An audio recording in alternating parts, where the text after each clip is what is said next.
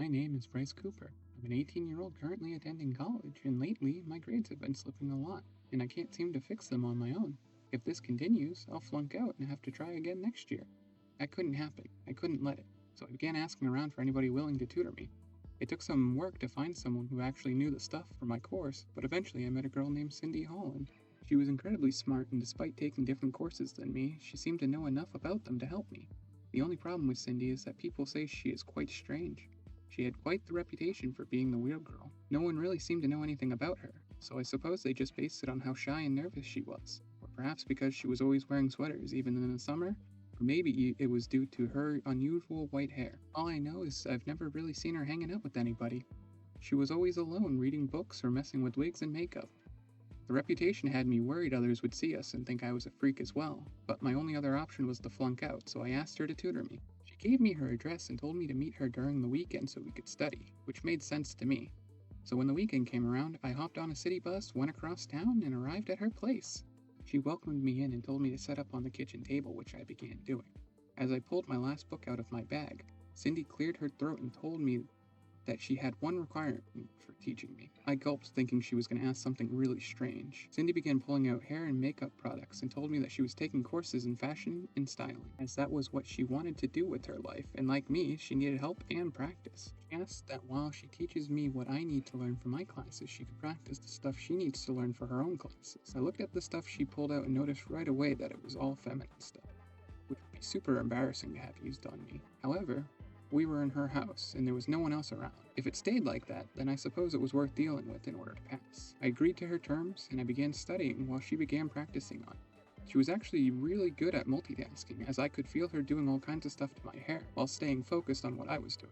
I, on the other hand, could barely focus on what she was doing, as I was so confused by what I was working on. We both worked hard for about an hour before I got frustrated and needed a break, which was when Cindy said that it would be the perfect time for her to practice some makeup. I looked at her like she was crazy for a minute, but she promised it would wipe off afterwards. I closed my eyes and groaned a bit, but ultimately let her do it. She had me sit back and keep my eyes closed while she began putting things on my face, some of which were very cold and sticky at first, and felt really strange. She ended up making a few mistakes, which meant she had to clean my face off and start again, and after the third time she did so, I started getting bored, and somehow, I managed to fall asleep while she continued. The only reason I woke up was because she had tossed some clothes into my lap. I looked down confused, which she noticed. She then explained that it was just an outfit she needed me to wear in order to complete the look. I picked up the biggest piece and let it unfold itself as I held the strings that were attached to it. My face started burning as I realized what it was that she wanted me to put on. It was a short, black dress, and while it was cute, it was for a girl, not a boy like me. I tossed it back at her and told her there was no way I was putting it on. She caught it and looked at me frustrated. She puffed her cheeks and went silent for a minute before opening her eyes and laughing a bit sinisterly. I let out a nervous laugh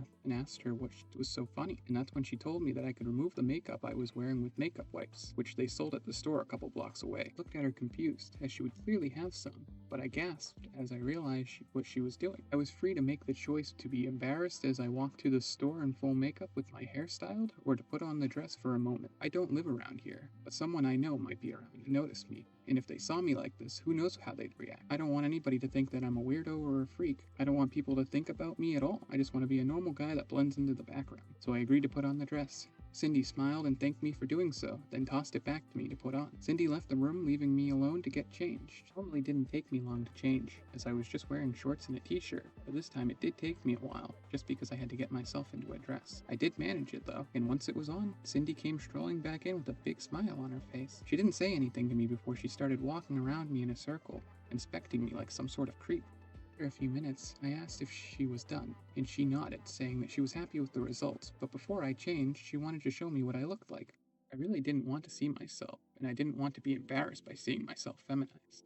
However, she seemed excited about it, and she was helping me, so I figured I could at least play along. The two of us went upstairs to her bedroom, where she opened her closet door to reveal it had a full-body mirror attached to the inside. I then stood in front of it and was shocked. I had no idea who was standing in front of me, as it didn't even look like me at all. Cindy had changed me so much that I actually look like a girl now.